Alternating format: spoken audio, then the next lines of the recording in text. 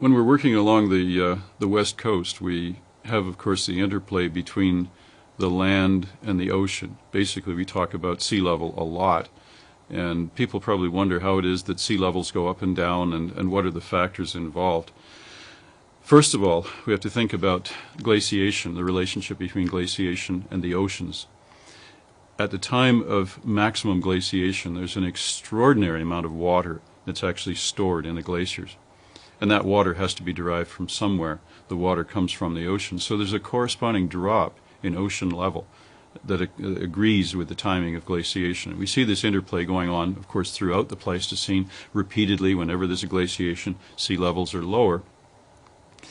The maximum drop of sea level in the last glaciation was probably on the order of 130 meters. So we're talking about a major drop in sea level here. So let's categorize some things here. First of all, when we're talking about worldwide changes in sea level, we talk about that as eustatic changes. There have been these eustatic changes in sea level. No problem there. Very straightforward phenomenon.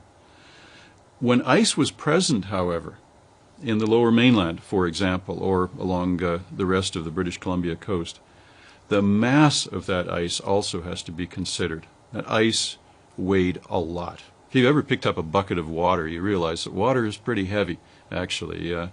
Despite the fact it's made of just hydrogen and oxygen, a bucket of water is still pretty heavy.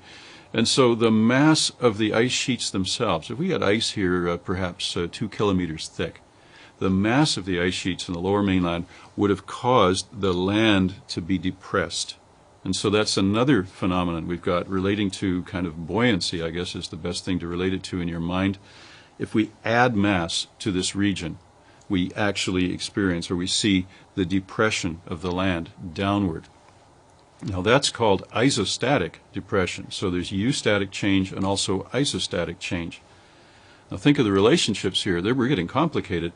The ocean levels have gone down, but because there's ice present, the land levels have also gone down.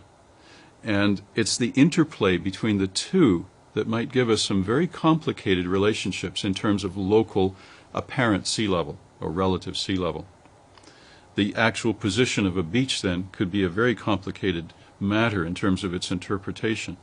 If the land was depressed when the ice advanced and brought mass to this area, then you can imagine too that when the ice retreated, the land started to rebound.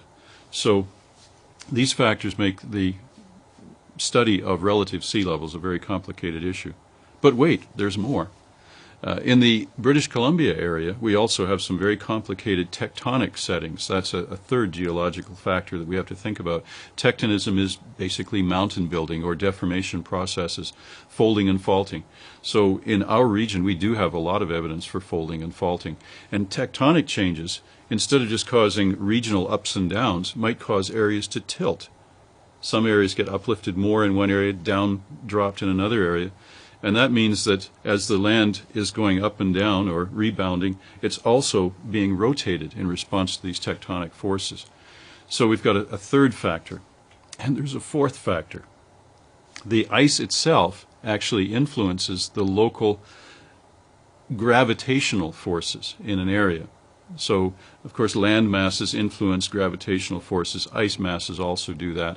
And so the ice masses would be exerting a gravitational force upon the nearby water, and that might be a factor in modifying the water level a little bit too.